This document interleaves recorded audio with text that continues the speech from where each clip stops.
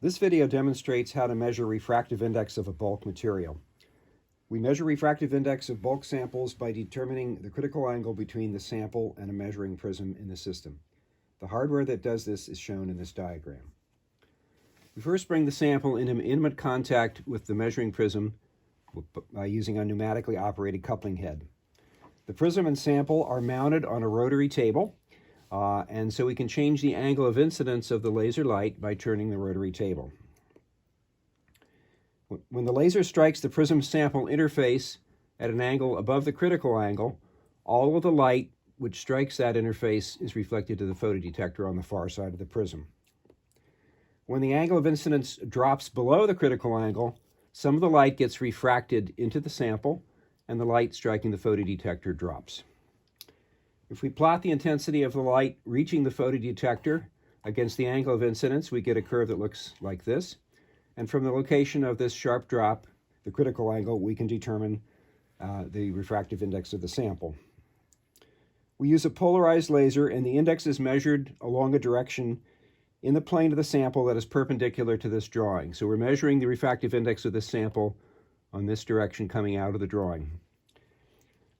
So for birefringent samples, we can measure index along any direction in the plane of the sample simply by unclamping the sample from the prism and rotating it. In addition, with the TM option, we can change the polarization direction of the laser and also measure index perpendicular to the sample surface. So that would be this direction here.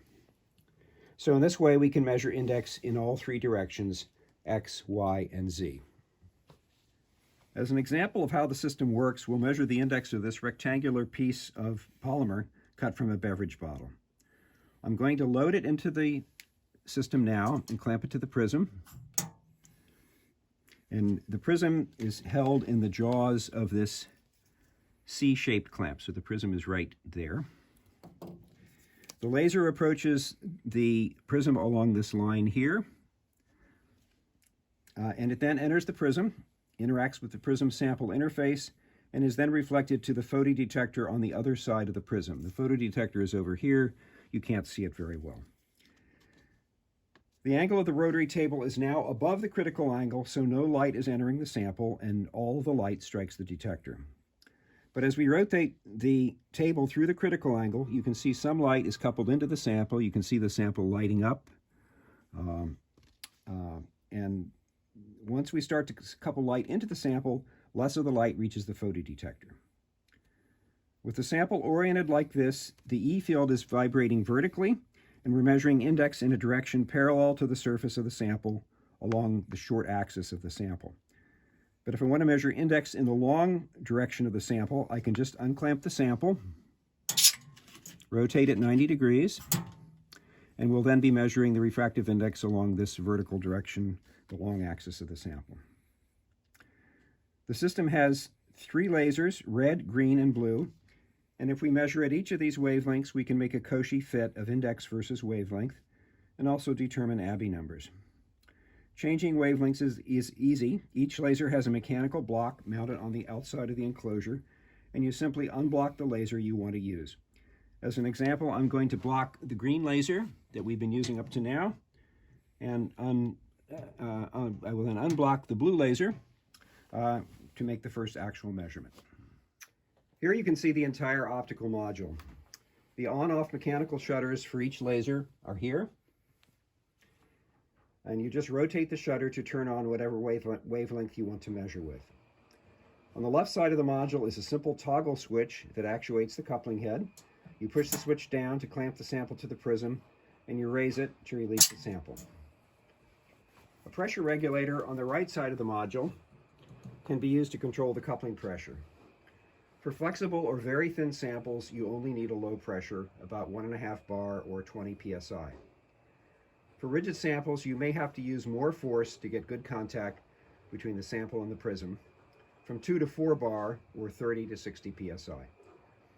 On the front of the optical module are 2 micrometers, and these are used to align the beam on the coupling prism. This micrometer moves the beam vertically, and this one moves the beam horizontally.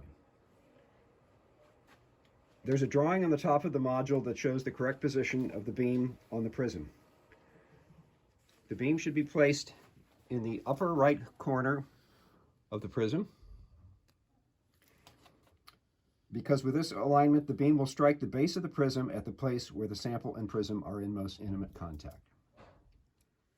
Returning to the control computer, I'll start an automatic measurement at the blue wavelength by clicking the measure button. And the critical angle starts on the left side of the screen. This is the critical angle here.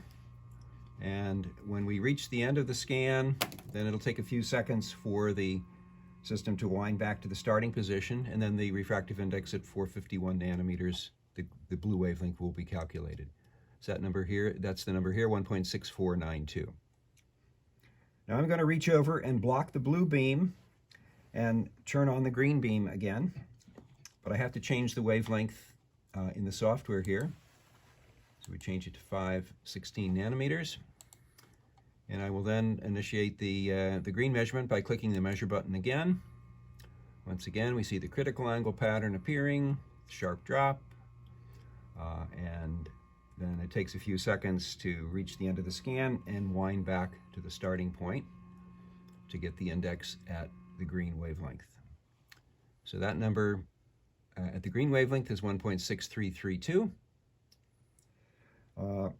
I can then block the green beam and unblock the red beam, and I will change the wavelength again to 636 nanometers and start the measurement once again at the red wavelength. Another critical angle pattern, sharp drop, and in a few seconds we'll get the index at the red wavelength.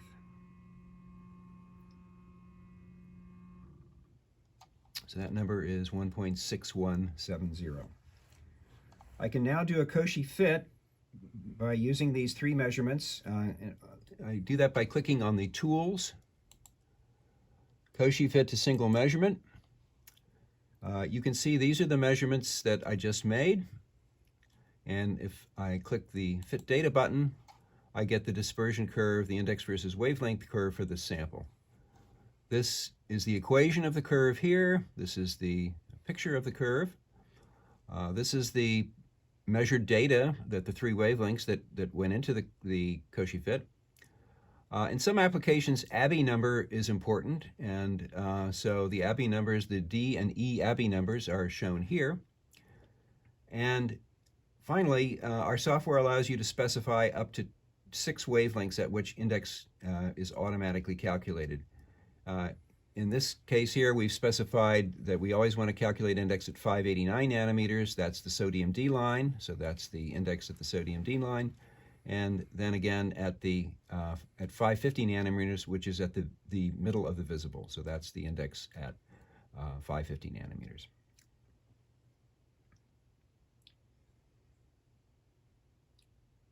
You can see that the same type of measurement can be done on any bulk sample at a variety of wavelengths ranging from 405 to 1550 nanometers.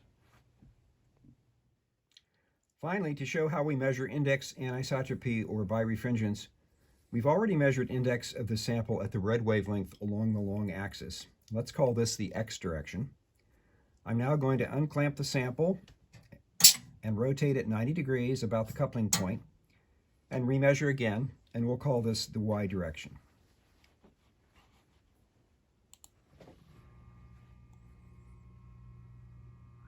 So the critical angle happened a little earlier in the scan than it did before, and that's because the refractive index in this direction is a little bit higher than in the other direction. So the index is 1.6535. This would be in the Y direction. And now by clicking on this button here, I can change the laser polarization from TE to TM. And in this polarization, we're measuring index perpendicular to the sample surface.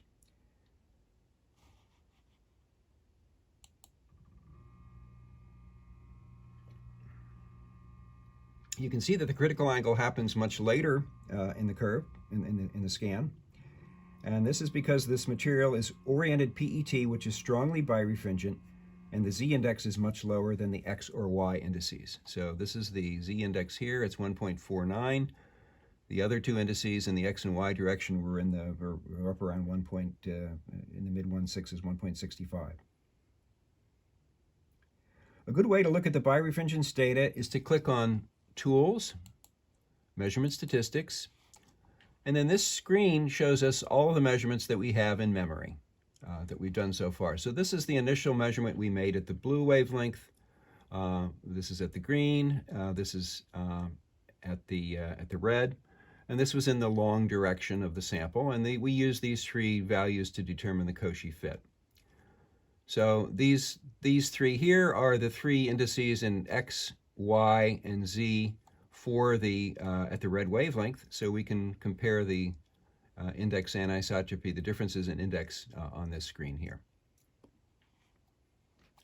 So in summary, in about 2 minutes, we've determined index at the red, green, and blue wavelengths and calculated a continuous index versus wavelength curve in the visible. Then, in another 2 minutes or so, we've measured index in x, y, and z directions, and that is very useful for characterizing stretched or oriented samples.